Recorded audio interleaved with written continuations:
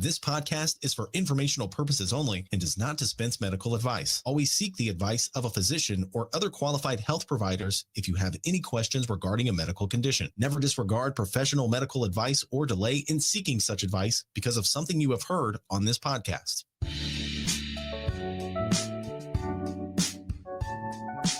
Welcome to a show that we like to call Prostate Cancer Real Talk. Did you know that in the U.S., 1 out of every 8 men will be diagnosed with prostate cancer during his lifetime? 1 out of 8. And Black men are 50% more likely to develop prostate cancer in their lifetime and twice as likely to die from the disease. But hey, we're not here to quote statistics and tell you how tough prostate cancer can be. Rather, we are here to create a supportive community of survivors. A place where we can discuss the real-life coping methods from the perspective of a married couple who are living through it day by day. Our hosts, Elle and Shay. This is Prostate Cancer Real Talk.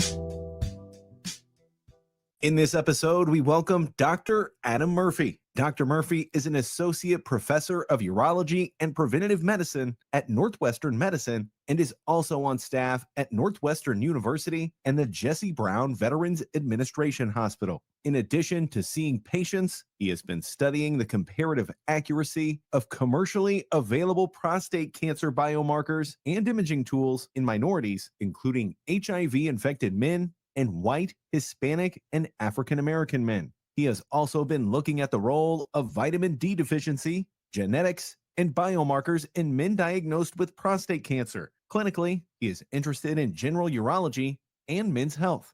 Ellen Shay, take it away. Thank you very much for that wonderful introduction as we welcome back one of our favorite guests, Dr. Murphy. Welcome back, Dr. Murphy. It's been too long. Thank you all for having me again. I feel so loved here. Yes, you are loved here. Trust me. So as we've talked about many different aspects of prostate cancer, you've enlightened us on many different areas. And one area that we touched on as an overview briefly was the subject of active surveillance. So we want to talk a little bit more in depth about what is it, when is it appropriate, some of the benefits, some of the concerns, and just general questions about active surveillance from your perspective. Shay? Yeah, so Dr. Adam, since you are last on the podcast, we actually have 2 friends that have been diagnosed with prostate cancer, but their doctors put them on active surveillance. One, I think Gleason score was 5 and another one was 6. And they're both young, like one is 58 and the other one is 60. Mm-hmm. So, and I think the loved ones in their life are kind of like freaking out, like they're not going to do anything. They're like, what's going on? This doesn't sound normal. So can you kind of talk us through and with the listeners and even with us, because that was an option, that was not an option for all. So let's hear a little bit about active surveillance and why a doctor would put a prostate cancer patient on it. Okay, so lots of good questions in that already, but let's just say that although we know that prostate cancer is the #1 cancer in men behind skin cancer, and it's the second leading cause of cancer deaths when they have, of cancers, it still is luckily a case where only 16% of men with prostate cancer actually die of it. So 1 out of 6 men with prostate cancer die of it. And that means that 5 out of 6 men don't die of it, right? Mm-hmm. Right. Which means that there are people who are probably safe to watch in an active surveillance program to see if they need treatment or not, right? You can't always predict who will need the treatment at diagnosis, but over time, the cancer usually declares itself as a more indolent, slow-growing tumor or a more aggressive tumor. And that varies depending on the underlying genomics or genetics inside the tumor itself, but also in the things that we already know, like your Gleason grade, your PSA, your clinical stage by, the rectal exam and imaging studies. And so if you have in the NCCN categorization a very low to a favorable intermediate risk prostate cancer, your PSA is definitely below 20, your Gleason grade group is 1 or 2, or 3+3, or 3+4. So it can go from 5 to the lower end of 7, not 4+3, 7, 3+4, 7. And then you don't have a big nodule that's on both sides of your prostate. So your stage is also low and confined to the prostate. Those people can be usually watched for 5 to 10 to 15 years without having to do surgery or radiation or focal therapies. But you have to, in those folks, figure out who are the dangerous actors and who doesn't have a dangerous cancer. And so it's not just watching it, it's actively surveilling for signs that this cancer is on the move to become aggressive. And so that involves some repeat prostate biopsies, which some men don't love. And then it also is PSA tests every 6 months to a year, and if you're very low risk. You can repeat rectal exams yearly. And now guidelines are calling for use of prostate MRI and even genomic tests like Polaris, Oncotype DX, which is now called the Genomic Prostate Score, and the Decipher test. So these tests can tell you, is your cancer more aggressive than just the clinical factors you have, right? You have your NCCN risk group, and then you have these other things that can increase or decrease your risk. Have you considered a clinical trial as your next step? Pfizer is researching a potential treatment option for adult men with metastatic prostate cancer. You can learn more at www.mevpro-studies.com. That's MEVPRO-studies.com. I have a couple of follow-up questions to the discussion that you just outlined. So 2 terms that you used, one was the PSA, which we've talked about before, but I'd like to just briefly touch on exactly what that is. And then the other thing is the Gleason score. What is that? So men hear about PSA and they hear about Gleason score, which they both seem to be standard units of measurement that will determine the level of or the type of treatment. So can you give us a brief overview of those 2 terms? Okay, so these are big components of the NCCN's risk group classification system. Now, what is that now? I'm gonna go and give it to you. Okay. The National Comprehensive Cancer Network, Prostate Cancer Risk Group. So that basically tells you if you're very low risk, or favorable intermediate risk prostate cancer. So, there's like unfavorable intermediate risk, high risk, very high risk, regional metastatic prostate cancer. And so we're in the lower end of risk where people tend to not have metastatic disease develop or die of this within 10 years, right?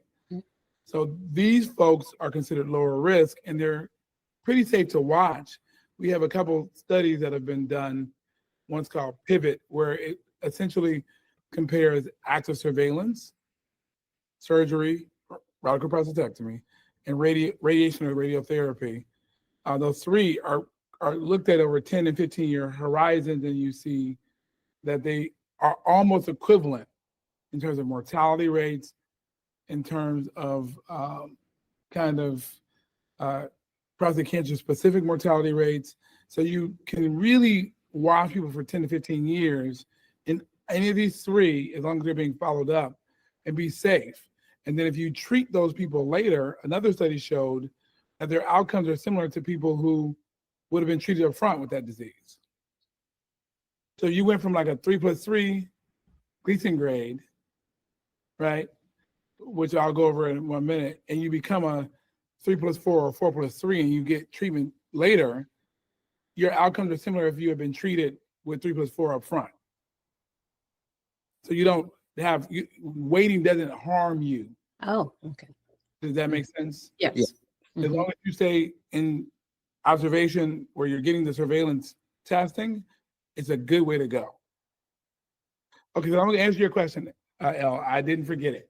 Okay. So PSA, prostate-specific antigen.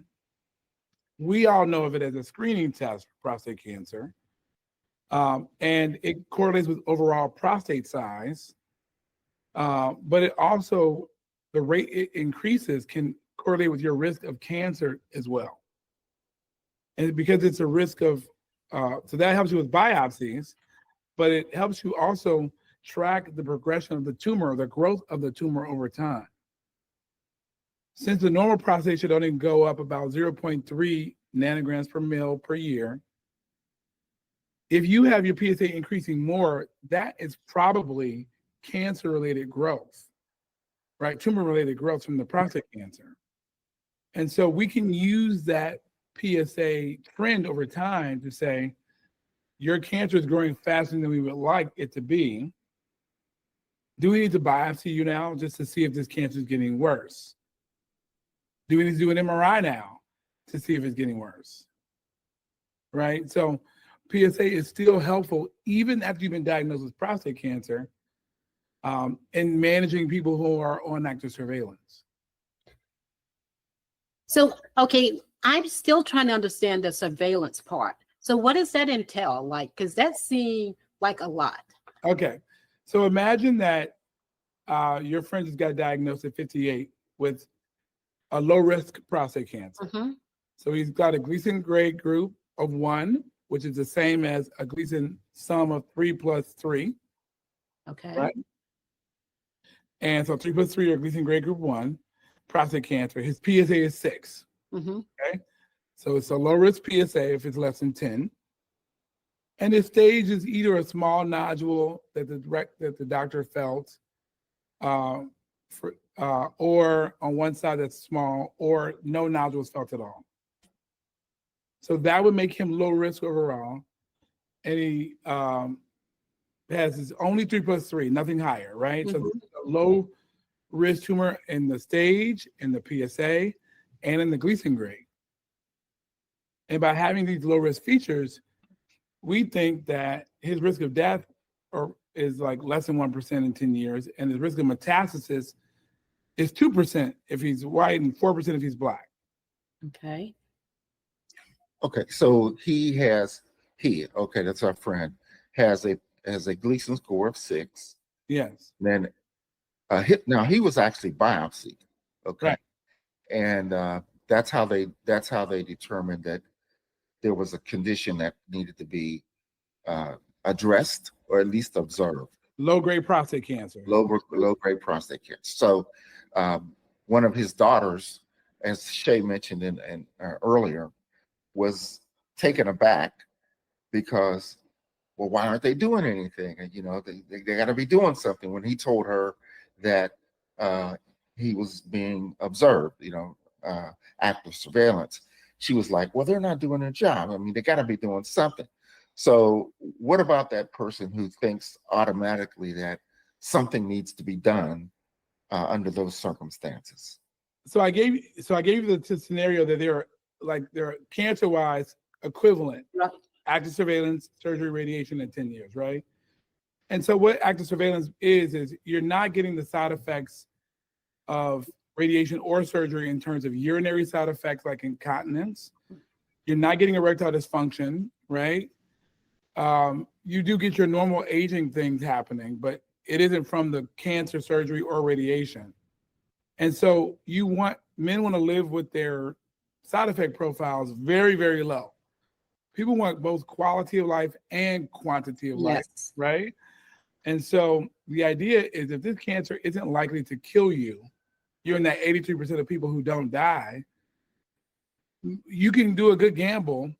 And as long as we keep track of this cancer with your PSAs every 6 months, MRI every 1 or 2 years, biopsies every 1 to 3 years, we can see if this cancer is going to become more aggressive under the microscope on these subsequent biopsies, if it's going to look like it was going to be growing outside the prostate on an MRI, the stage is going to go up. And the PSA will tell us if the tumor is growing fast. Mm-hmm. Mm-hmm. And so if you're watching that every 6 months with your physician, your urologist in most cases, you are well positioned to know I'm good to keep being watched or surveilled, right? Mhm.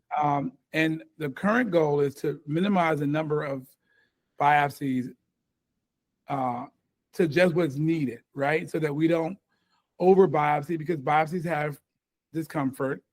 Some men will complain of erectile dysfunction temporarily after a biopsy from either the numbing medication or bleeding in the area. Inflammation around the prostate can temporarily damage those nerves. And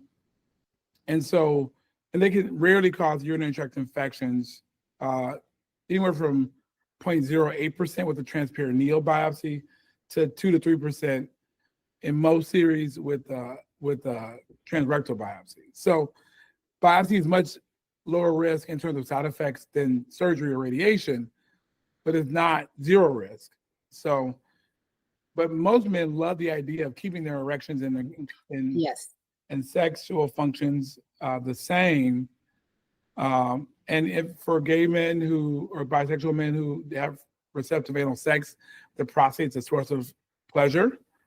For men who are into semen play, or really value seeing the semen come out of their body at the end of a sex act, that is preserved for them, because remember, radiation tends to dry up the semen for folks.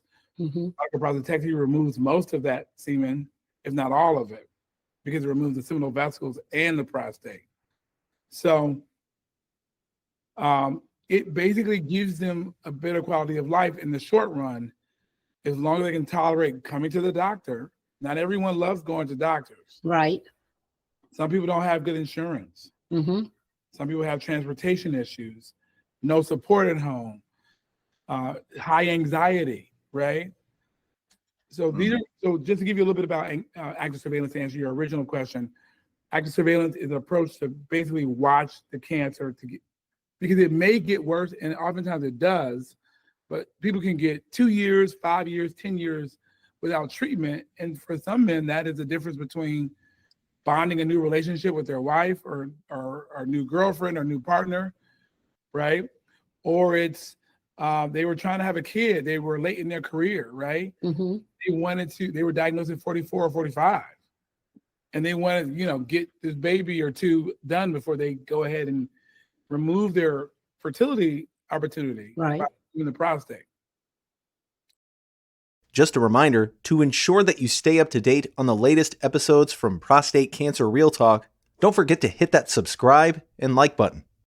So if I'm a guy and I go in and my PSA is 6 and I'm on active surveillance, I'm going to just use myself as an example. Okay. Okay. We're going to not So- be bad about you. This is good energy towards you. Absolutely. So, as I mentioned before, my Gleason score was 7. All right. And so Shay and I were presented with the option, okay, surgery or radiation. We really didn't talk about active surveillance much because I will admit a low level of panic. Okay. But let me ask you, I was wasn't that yelling and screaming, but I was concerned. Yes. so was that an option for you? Because we didn't discuss it. Was that discussed with the doctor or? We briefly discussed it, but Okay. for lack of a better term, I don't know. I may have hit the panic button, okay, or whatever, but I just felt like I wanted this out of me. And then, and Dr. Murphy, I want you to address this. The rate of escalation of my PSA levels was concerning. So I went from not having a concern to an increase of 15% in my PSA level. And 4 months later, they said, okay, let's keep an eye on it. Come back in 4 months instead of 6 months. It came back in 4 months and it was up another 17%. All right. So it was not only was it going up, it was escalating in a very short term. So to me, as a layman even, okay, I'm going like, this escalation is pretty rapid. I don't want to play around with this thing. Let's get it out. And ever since then, my PSA levels have been less than 0.01. They never say zero. It's less than 0.01. Undetectable, yeah. Undetectable, which was one of my favorite words. So with that in mind, what is the cutoff point, or if I'm a guy and I'm going through this, when do I determine I'm going to go with active surveillance? When do I determine I'm going with surgery, or radiation? What's that cutoff point in your opinion? So let me answer. So what is the rate of PSA increase? How does that factor into your treatment decision is what I'm hearing. And I'll say there are two things here. One of them is we are treating the prostate cancer based off guidelines, and we're also treating the patient, right, based off their values, their own anxiety, their own fear, right, and their wives or their partners or their husbands' fears, right. All those are real things, and I can't say that. I don't want to underemphasize what you just said. Your doctor, who wasn't me, who I respect a lot, but in this situation, he may have read your sense of anxiety around the rate of your PSA climbing. And for people who are on active surveillance, you need to not only be able to just show back up to the doctor's appointment for your PSAs, your biopsies, your MRIs, right? You need to be able to be calm at home with that cancer in your body. Yep. And I've told people that you have a 3% risk of cancer spreading in 10 years, 3% risk. It's 97% safe. Some people see that 3% as a ticking time bomb. It's going to be me, doc. Mm-hmm. And I'm like, but no, just come back and see me. It won't be you. Mm-hmm. It's got to be me, doc, right? So it isn't 0.001% risk. It's 3%. And so that 3%, for some people, is 3% too high. And so it was very Hello. Completely hear you. And so while active surveillance, it could have been an option for you if you did have favorable intermediate risk prostate cancer. I don't know all your details, but you would have had to have 3+4 prostate cancer, not 4+3 prostate cancer. So if you had the 3+4, it may have been an option for you. I think he had 4+3, I believe, right? Yeah. Yes. Now, sometimes people will only have one core or two cores in a very specific area, and they'll get away with active surveillance. But most people will say that's not really active surveillance eligible. That would bump you up into the unfavorable intermediate risk group. And so you really lose that active surveillance as an option above favorable intermediate risk prostate cancer. So you were at that above and unfavorable. Mm-hmm. So to go to the space of the 3+4 person that was like you but not exactly you, right? Mm-hmm. You had a favorable intermediate risk prostate cancer, 3+4. He's in grade group 2 prostate cancer. PSA was less than 10, even though it was rising fairly fast in your mind. The concept that we use in urology now is PSA doubling time. Mm. So if you went from 2 3 years ago to 4 2 years ago to 8 last year, that would be a doubling of 1 year, right? A doubling time, because it went from 2 to 4 in 1 year and then 4 to 8 in another year. So your doubling time would be a year. That's a very fast rate of growth, right? And so those people tend to progress to a more aggressive disease faster. If your doubling time is less than 3 years, we consider that a high risk factor for cancer progressing faster than usual. So your percentages were low enough where I'm not sure what your doubling time was, but you seeing it go up a few times in a short course could have meant like it would double within a year or two, right? And that would have worried urologists and you about it. Don't forget to subscribe to our YouTube channel and like this video to keep seeing more content like this from us. It will also benefit YouTube's algorithm, helping to introduce our content to others who may need it most. Mm. Right. The other thing, and I never thought about this before, actually, but another factor was the look on my doctor's face. Okay.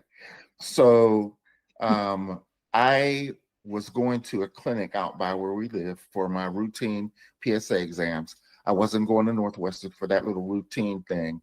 You know, what makes the difference where you get your oil changed? Okay. That, you know, that's not a big deal. All right. But that's kind of was my perspective. But when my levels went up like 15% in 6 months, the look on his face, all right, told me there was an issue. Get to All know. right. Yeah. Right. And that was when I go like, okay, it's time to go to Northwestern. All right, Yes. no more amateur. I won't say amateur hour, but it's time for the real dudes to come in and ladies. All right, it's really the real A team. It's time. So that's when I went.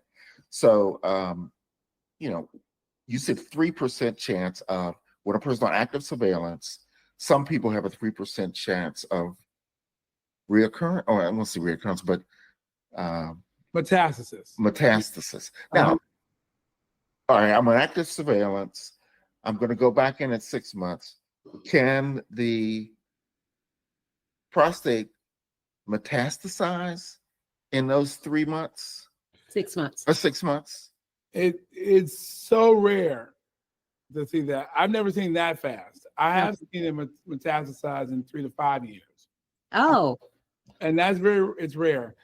And that's usually because, and it's happened at one of my favorite people's clinic. I took over that patient when it went from 3+3 to 4+5. And that happens because there are an interesting phenomenon with MRI. And we just published this in February, Ellen Shea, where we showed that the negative predictive value of MRI is lower in Black men with PSA less than 15. So if you have an MRI, a prostate MRI, looking at these lesions, right? Oftentimes urologists would be happy when they see no lesions or suspicious areas in the prostate to biopsy, right? And so you think, great. There are no other tumors besides what we biopsied on your biopsy. You're good. We've got the most aggressive cancer most likely in our specimen when we did our biopsy. But a negative MRI is wrong about 23% of the time in Black men and about 10% of the time in white men. So what that means is you can miss more cancers in Black people, even in the face of a negative MRI. Oh. And so when you talk about really the cancer got metastasized in a couple months, what that really is we did not do an MRI, or the MRI was negative and we missed the tumor that was really the aggressive tumor in his prostate. Okay. So the guy has a prostate that looks like, a small, lemon. The tumors aren't often like little balls, right? They're these finger-like projections that look like this. And so you could have a tumor that's 3+3 here and 4+3 here and 3+5 here. But it's all started from one clone years ago, right? One original cell can make this whole tumor. And we've seen that. And the MRI doesn't always catch the bad tumors. It's good at catching it, 90 to 95%, but it's not perfect. The study medicine in the MEVPRO clinical trials is designed to block the abnormal EZH2 activity in cells. With the study medicine's help, the abnormal EZH2 no longer promotes cell growth, and the flow of traffic returns to its normal state, and tumor growth is delayed or prevented. The goal of the MEVPRO clinical trials is to determine whether this study medicine, taken as tablets by mouth, is safe and effective. During these clinical trials, you will have regular visits to the study site, and your health and cancer will be closely monitored by medical professionals. You may experience side effects from the study medicine, such as diarrhea and fatigue. More information will be provided during the informed consent process. Please make sure to tune in next week to part 2 with Dr. Adam B. Murphy as we continue our informative discussion on prostate cancer and understanding active surveillance.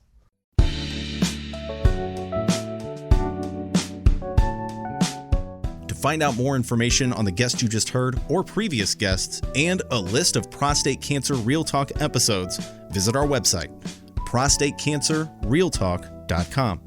And if you have a question, comment, or if you would like to share your story, send Elle and Shay an email, ellandshay@prostatecancerrealtalk.com. That's LEL and Shay, SHAY, at prostatecancerrealtalk.com.